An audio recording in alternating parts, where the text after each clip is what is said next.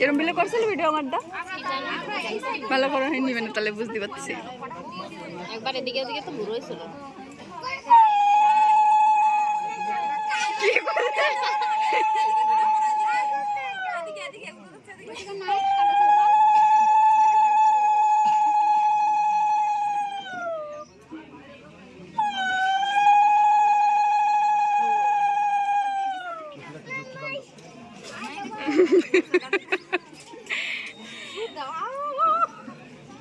মিষ্টি খাইছো মিষ্টি মিষ্টি মিষ্টি খাবে না মিষ্টি দিয়ে নাও খালি